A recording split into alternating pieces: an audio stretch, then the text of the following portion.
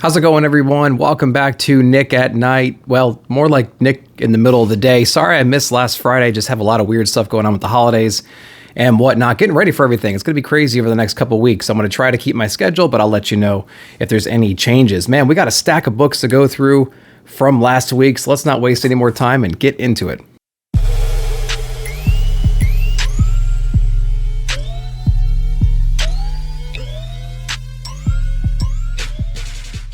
All right, guys, going into Marvel, I do have a few Marvel books here to go through. I'm going to go through a book that I was looking forward to. I'm not quite sure if it really delivered, but it's nice to be in that world again. We're talking about Crimson Reign, Star Wars #1. So we have our main character here. I think it's pronounced Kyra, K-I or Q-I-R-A, if I'm not mistaken. She's kind of like this badass leader of all these misfits, right? All these different people, Knights of Ren, all these different factions that have been kind of disenfranchised from their main groups. They all hate the Sith. They all got that in common. They're all mixtures of bounty hunters and all sorts of weird stuff. They're all kind of getting together underneath her command. And her main objective is to just take out the Emperor, take out Darth Vader, do all this stuff. She has like this understanding of how the Sith work, how their ranking works, how their power structure works. She's trying to take it down. And so she's kind of utilizing the talents of the team that she's put together to do just that, to cause a lot of disturbance in the Force, rather. So pretty interesting book. The art is not bad. I think it could have been better. I was expecting a little bit more out of that. The story didn't quite grip me yet. I'll probably give it another couple issues to kind of find its voice, find its tone, find the plot. And we'll see where we're going to go from there. Crimson Reign #1 didn't really hit me as well as I was hoping it would. But not a bad read. It's good to be in Star Wars again, because I haven't been reading a lot of Star Wars. So there's that. Moving on to Fantastic Four #5. This is the Life Story 2000s. This is our crap hits the fan issue. This is our Galactus is here. What have we been doing to prepare for it? Looks like everyone's just been kind of chilling, accepting the inevitability of the whole situation. Or maybe not. We get a cool, interesting little twist at the end. I am not a Fantastic Four reader. I hear the ongoing series is really good. I jumped into this one just to kind of get a high-level overview of the entire run, of all the characters, the kinds of stories you might hear. This is what I hear, not the same as how it really plays out, but it's generally the same. And so that was pretty interesting. It's got me interested in Fantastic Four, which I think is a great thing. So I'm probably going to maybe look into buying some trades and things like that. Maybe get caught up one day. It's going to be on the backlog. And so we're going to leave it at that. Fantastic Four Life Story. Great for new guys like me who don't know any better. But if you're a diehard Fantastic Four fan and you're reading this too, let me know how similar or dissimilar this is from the main run. I'd be interested to know. Going on to some more Marvel, we have Inferno #3 from Hickman. Now, this is an absolute joy to read, but it's like homework almost. It's like reading the Department of Truth, but like better in some ways, I feel like. We have all this history, all this knowledge, all this buildup that Hickman's done over House of X and Powers of X and the main X-Men run. And Inferno's kind of like just all this complimentary, pushing the story forward, pushing us in the direction we want to go. It's using the X-Men in a way that is very interesting. There's lots of twists, turns, betrayals, planning, backstabbing, all these relationships and rivalries that we've had forever just kind of coming to a head. And that's what makes it really fun to see. It's going to be a little daunting. Not a little. It's going to be very daunting for new X-Men people. If you're picking up Inferno and that's like your introduction into X-Men, oof, God bless you, but good luck with that. This book requires 2, 3, 4 reads, studying the Hickman graphic art in the back. Not graphic art, just the graphs and the timelines, because it introduced a new concept in Moira's life #10. And so we have this little bit of a revelation. I'm telling you what, if you want a good breakdown of this book or this run in general, go check out the Cerebros channel. He has a breakdown video with some guests that is amazing. And when I finish reading a book from an Inferno issue, I hop right over there because it's usually out already. And I just listen to those guys break it down because it's incredible. Great X book. It's like homework though. It's like homework, but in a good way. So that's Inferno #3. Moving on to Chip Sidarski's Devil Reign #6, or #1 of 6. This book is great. I read 36 of Daredevil the week prior. Wasn't really thrilled about it. It's kind of it felt like an annual almost. It was like just kind of a catch up. Like, this is what this guy's doing. That's what she's doing. That's what he's thinking about. Okay, that's the end of the book. It's like, okay, great. Nothing really happened. We got some setup there. One big setup at the very end of issue number 36 of the Daredevil run plays out in the first few pages of this book. I will say that Kaketo's art in this book is amazing. Absolutely amazing. And the coloring, the coloring is beautiful in this book too. So I will say that that is incredible. And you notice it as soon as you start turning the pages here. This has very similar vibes to Civil War with like the Registration Act. This is all about that kind of a vibe. So if you enjoyed that, if you enjoyed the shackles placed on heroes and the way that they kind of react when those shackles are placed, this is the book for you. I really enjoyed Devil's Reign. Can't wait to see where it goes. That's it for Marvel. We're going to move on to DC next. All right, we got a few books in our DC stack here, starting off with the big boy here, Batman 118, Joshua Williamson, and Melina on the art, and Maury as well. Holy crap. So I was a little bit hesitant going into this. I liked the way Batman is portrayed on the cover here. I heard we're going to get a new suit. You know, he's broke now. What is he going to do? He's going to have to kind of go back to basics. Tynan's run is over. We had Gotham going through hell for the last 30 issues with the Joker War and Fear State, all that stuff. So what are you going to do? How do you take it back to the basics? I think this is a great chance and a great execution of taking it back to the basics. We have Batman kind of patrolling the streets, taking on low-level thugs, just kind of answering the call, right? He doesn't have the whole city on fire. Gotham is kind of celebrating. They're getting out of apocalypse, essentially. And so we have Oracle here doing what she does best, kind of helping him out, supplying him with some information. And they have a really cool, really fun, like, banquet hall bust kind of a thing here. I think it was an interesting take. The villains in here, I'm going to have to do a little research in here as to who these villains actually were. Were they the real villains that they portrayed in this little banquet? It's like a costume ball kind of. And so if that's the case, it kind of screws up continuity as far as I understand it. Batman gets introduced to an international threat, and he takes care of that. He heads over there, and he's met with a familiar face, but not so familiar in a Batman run, to a guy that's kind of setting up his own little team here. It's very interesting. I like his introduction in the story better than how we've seen him recently. So that's pretty cool. I'm not going to ruin who it is, but I'm excited to see these two guys butting heads, because I don't think I've ever seen that's happen before in a comic book in the last several years, or at least when Rebirth started. So yeah, Batman number 118, I was like excited yet scared to read it. But after reading it, I'm like, okay, this is a cool, fresh new take. And it's kind of nice not seeing Gotham on fire, because it's been on fire for the last 30 issues. And everyone's kind of happy, but we see the ball rolling in a new direction, and it's going to be fun to see how it ends up. So that's what I think about Batman 118. Going over to, I'm going to keep it in the Arkham for a minute. Or in Gotham. This is Order of the New World, Arkham City, issue number 3 from Dan Waters, Danny on the art, and Dave Stewart on the coloring. This is a great Dan Waters book. Great Danny art and great Dave Stewart coloring. That team is not too unfamiliar. They've been on other projects before. Sometimes those collaborations and Dan Waters writing and stuff can be a little bit hard for me to understand, but that's a me problem. That's not a them problem. This book is way more easier for me to follow, and the art and the coloring really helps set the tone. It's all about the villains. It's all about the underground. It's all about the dark, disturbing corners of all these inmates' minds. And maybe some of it's making sense. Maybe these guys aren't as crazy as people seem, as people see them as. And our therapist here is really understanding that too. There's this kind of a haunting figure that maybe has been cursed Arkham Asylum, cursed Gotham City. We understand a little bit about Gotham's origin, how these different villains know about this potential curse and this problem. And now we get our therapist kind of tilting over to their side a little bit. Like, maybe they're not as crazy as we all kind of thought they were. Really cool, really interesting, amazing art, interesting story. And it was kind of cool to get a little history lesson on Gotham. Like, how did it become such a great place initially? Gotham's a pretty big city. And so it's like, what was so important about it back in the day? How did it prosper? Things like that. We get a little bit of a history lesson in there too, which I thought was pretty interesting. Really looking forward to seeing where that issue goes. We're halfway through the 6-issue run. I'm excited for issue number 4. Okay, going over to Superman Son of Kal-El 2021 annual. When I bought the book, I didn't realize it was an annual. So when I started reading it, I'm like, oh, what is this crap? I don't like Annual. I'm not a big Annual fan.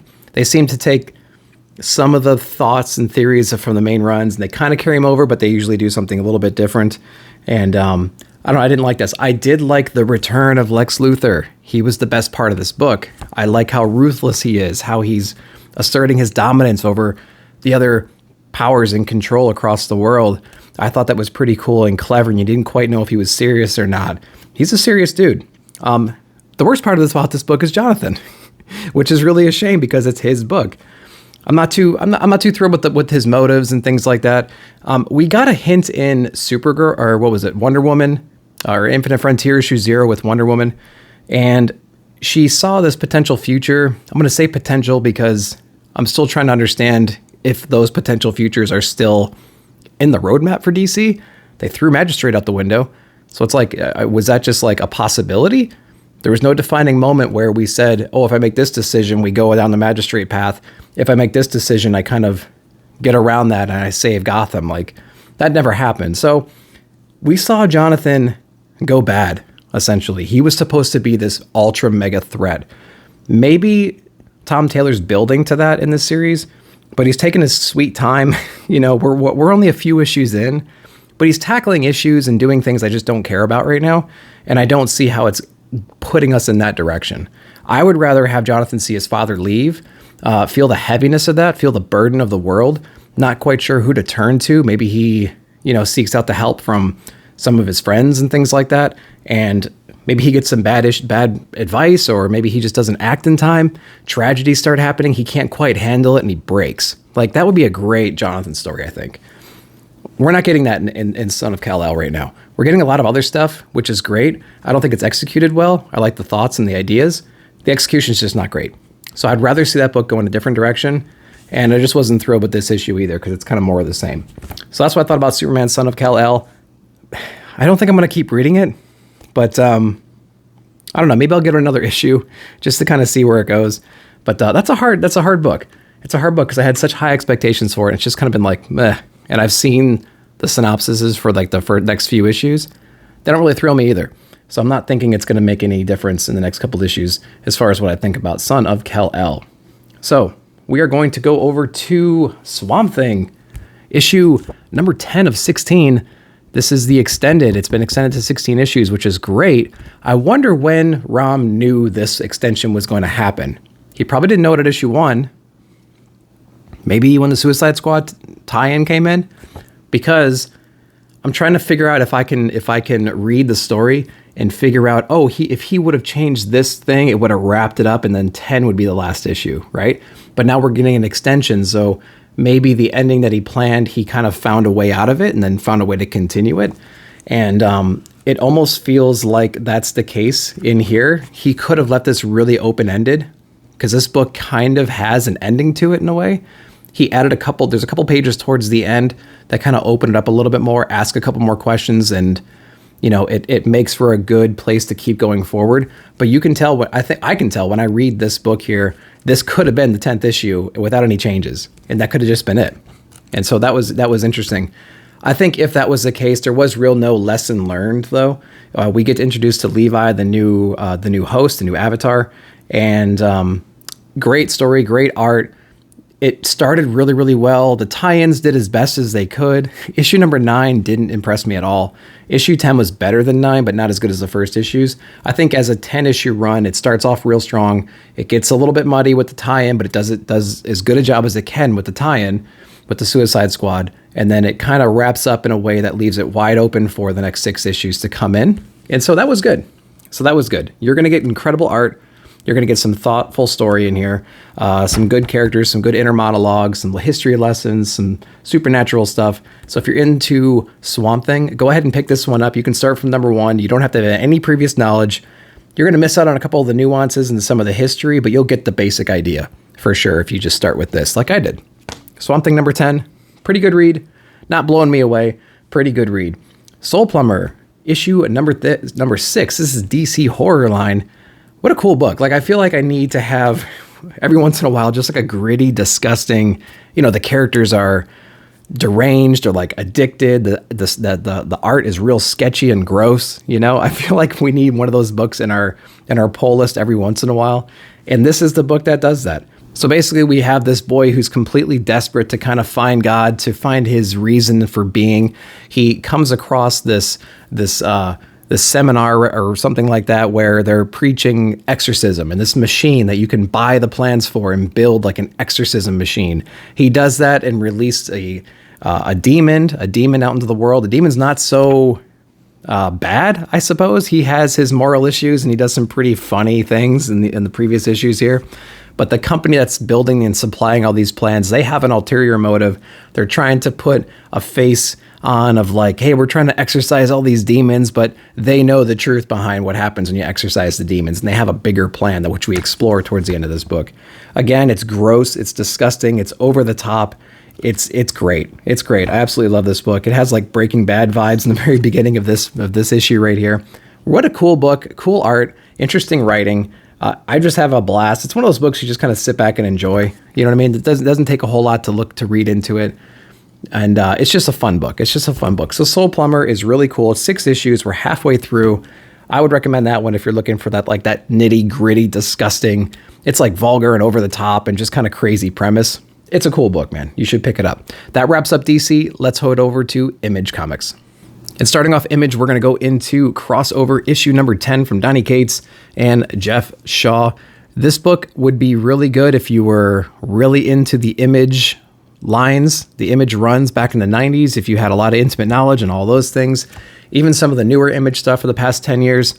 I feel like you need to kind of understand all those things to really appreciate this book. With that said, I don't have that kind of thing. I've read God Country. I've read a few Image books from back in the day, but nothing from the 90s hardly at all besides the usuals, you know, Spawn and whatnot. So I go into this book missing out on a lot of the nuances. You know, Madman was introduced. Do you know who Madman is? I didn't before I started watching Robbie on Pop Culture Philosophers. I ended up getting the full run and read about through half of it. It's pretty interesting. It's pretty cool. It's funny. It's quirky. It's got Deadpool-ish vibes, but just a whole different flavor of that. This book is interesting, though. It's got a cool, interesting concept. We basically have this dome that appeared in the middle of the country. Inside of there is like superheroes and villains all fighting each other. A lot of casualties on the human side because it kind of plopped in. So we have all these agencies trying to uncover what's going on. We have people on the outside of the dome trying to attack in. We have characters from inside the dome leaking out, causing havoc, things like that.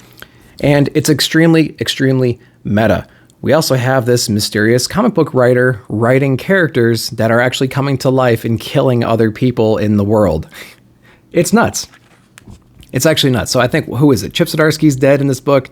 Brian K. Vaughan, rip Brian K. Vaughan and Chip Zdarsky, and Scott Snyder so far here. They're interrogating Brian Michael Bendis right now, and the Powers team is doing that. I think the Powers team is the most fun with their little quips back and forth. I like the dialogue between them two in an interrogation type setting. It almost makes me want to go back and read that run. If you guys have read the Powers run from back in the day, let me know if that dialogue is the same. I feel like it would be, if that little like bouncing back and forth and some of the hints about what happens in other issues with these two and their past and stuff like that makes me interested in reading them. I think that's the most fun part of reading this so far. But this book is extremely, extremely meta. You know, with that said, you're gonna be, you know, you're gonna see all kinds of crazy stuff in here. So Donny Cates is writing this one. He hasn't been mentioned quite yet in the other issues, as far as I'm aware. So, you know, go into that knowing that he's probably gonna be brought up at some point, and I won't spoil how he's been brought into this yet. But it's a pretty fun book. It's fun. It's not a book that like blows me away all the time, but it's a book when I read it, I kind of like, I just kind of laugh when I read it all the way through. It's pretty fun. I like I said, watching the Powers team interrogate different writers and that's just like the most fun part for me. So crossover, not too bad. I mean, I think it's a great book, especially if you have a great knowledge of Image books. All right, continuing on with Image, we have Rom V. Michael Walsh on the Silver Coin issue number 7. Silver Coin has been really cool. This is volume 2, started with number 6 last issue. So this one is really interesting. We have our guy, he's kind of dressed like a cowboy. He's at a casino table. This is actually like an Aztec sacrificial stone, something like that. It's really interesting. The whole issue is about the luck that this silver coin can bring you in a casino type setting that's actually run by like these Aztec people. So they understand all these, the history lesson of like sacrifice, things like that. They make all these connections between this guy who's winning and the rituals that the Aztec people had at the very end. And it ends up leading to a confrontation with the owner of the casino towards the end, who's really in the know about the supernatural abilities of possibly this coin or things like that, or people that have gotten this much luck or something. So really interesting book. If you've been enjoying Silver Coin, how it kind of imbues the person who has it with some kind of an ability, I think this one's going to be right up your alley. It's not going to disappoint. I don't feel like it's as connected, or maybe I'm just a little bit oblivious. I don't see how it's connected to issue number 6, but then again, I might need to go back and reread that or kind of flip through it again. So far, the person in possession of the coin is really good at playing a game. The last one was in an arcade. This one's at a craps table or something like that. And so that's kind of the similarity there, but I don't see how the coin has been passed from person to person. We had a little bit of that in the first volume, in the first few issues, and it kind of trailed off. That theory kind of trailed off towards the end, I feel like. And so I wish the issues were more connected. I wish it kind of went from hand to hand in a more natural, more obvious way. Or maybe it had callbacks to previous issues, kind of like Ice Cream Man. It has callbacks, but they're not super related. They're just kind of like hints or Easter eggs. I was hoping that we would do that with this. Maybe the order of operations, the order of release got messed up in this, because I think it did initially. And so maybe that's why we have a little bit more disconnect. Maybe they switched issues here and there. But yeah, Silver Coin issue number 7, really good book. If you like the other ones, you're going to love that one, I feel like. So that is that. Going on to the last Image book. What's the Furthest Place from Here? Number 2 from Boston Rosenberg. What a cool book. This is one of those books where the world is apocalyptic. It's post-apocalyptic. And you don't quite understand the rules of the world. And you learn the rules of the world watching the people talk to each other through the dialogue, through their actions. Things are presented to you in such a natural way. You just kind of absorb them and you layer them on the foundation that you're just building in your mind. Nothing's explained. Nothing's like, oh, and then the bombs went off. And then this group of people rose over here and this group of people rose over here. None of that. It's these guys exist. They have dialogue. They have conversations. They have relationships. And through all that, you learn the foundation of how this all happened. Then they interact with another group and you learn a little bit more. Then they travel. And as they travel, they expand the world and you learn naturally. That's what I love about this book. Nothing's explained. Nothing's spoon-fed to you. You just take it as it is and you just read it. So we have Sid, this woman this girl who was pregnant in the first book. She's gone missing and her clan is kind of venturing out, accusing the other gangs in the area of kind of kidnapping her or whatnot. And so they go on a hunt for her and they interact with all different kinds of weird new people to them. So what a cool way to introduce the world, introduce the concept. I've been really enjoying it. The art is very simple. There's really not a whole lot to it, but it's got this grittiness that really works for the issue. I feel like the fights and everything is really interesting. The dialogue is real interesting. It's got some humor in it. It feels longer than your average book. But, and that's fine. It reads really quickly. I've been really enjoying this book so far. Looking forward to issue number 3 and beyond from What's the Furthest Place from Here. All right, so that was it for my Image books. I'm going over to Blue Juice Comics, Billy the Kit, issue number 3. You guys know I've been loving issue number 1 and issue number 2. I was able to get the retailer copy way before issue 1 came out. I've been loving it. It's another book that you just sit back and you enjoy, and it's absurd. It's insane. The art is crazy good in this book. The story is very mythological. It's very fun. We learn a lot about Billy. Billy kind of comes from, he's really soft. He's prone to being sick. His family doesn't really take care of him. They kind of ignore him. They think of him as like the black sheep. His family gets taken out one day at a giant reunion. This god of like thunder and wind and lightning and tornadoes and stuff kind of comes and wipes everybody out. Billy's left alone. He's kind of helpless. He's on his own, doesn't know what to do. And he's found by this mentor. This mentor is what I like to call the combination between Negan and Mr. Miyagi. So this Negan, Mr. Miyagi guy, if you can possibly, he's he's like as supportive as Mr. Miyagi, but with the temperament of Negan. It's insane in the language for sure. It's a cool, crazy dynamic. He raises his kid. He trains him to be to seek vengeance on his family. And we learn a little bit about this guy, this mentor, in the last issue and in this issue here. We learn little bit about Billy's power set, what kind of anger he can kind of build up and unleash on these gods. And there's a really cool, it's like a battle from the front all the way to the back with these demons and these witches and stuff. And it's just crazy. It's crazy good. I really been enjoying this book right here. The art is amazing in this thing. I've really been enjoying the story and the mythology behind it. I can't wait to see other demons that they introduced and how Billy takes care of them. They do these little like flash forwards, I think in the last issue, and in the first issue as well. And Billy's kind of like ascended. You know what I mean? He's super capable. He's super resourceful. And then they kind of go back and he's kind of plain and pathetic. And we're learning about his journey to kind of get to that end state. And so I'm thrilled. I've been loving this book so far. Not enough people are picking this up. You guys got to be checking it out. Billy the Kid, issue number 3. Loving it. Can't wait for issue number 4. Going over to the last book we got from Dark Horse Studios. This is Daisy, issue number 1 from Colin Lormier, I believe it's pronounced right here. The reason I picked this one up is the cover was interesting. It caught my eye. That was the first thing. We have like this female paladin looking thing that she's about 10 feet tall on this like lineup height chart right here. That's the first thing that caught my eye. And then I started flipping through it and it looked awesome. The art just looked really cool in here. I enjoyed like the flashback scenes from what I can tell. I enjoyed the more present day scenes in here. There's a lot of mythology in here. There's a lot of cool twists and turns in here. I think I understand the basic story. We basically have these men who were kind of going out, finding wives. When they gave birth, they were kind of like giants that kind of had a hunger to them that devoured the world. And these angels got to kind of come down. These angels have to come down and actually destroy these giants before they take over everything. I got to read this one 2 or 3 more times to understand the story because they kind of go over it in like a religious tone in the beginning. So you have to kind of like sift through the metaphors here and there a little bit. But that's the basic story. And then you don't know if that's actually a metaphor or not. Maybe these people actually exist. There's actually maybe a present day cult that kind of reflects the stories a little bit too closely. And so what does that mean for our town here? What does it mean for our female lead in here who's missing her son right now? So we learn all the answers to those questions in here. And then it kind of sets up the mystery going forward. I actually like this one a lot. I got to read it a couple more times to really kind of wrap my brain around it. If you guys picked up Daisy and you got like a real cool synopsis, let me know and put it down below in the comments. And if you picked this one up, just let me know your general thoughts of it, because I don't see too many people talking about Daisy number 1. So, man, that was a lot of books. I'm going to go through and pick out, how many should we do? Should we do 4? We're going to do 4. We're going to do 4 books that we're going to say were better than average. Not quite just mind-blowing, but way better than average, and glad I bought them. Okay, this is the glad I bought it list. So we are going to go through, I'm going to look at all the books, and we are going to pull out.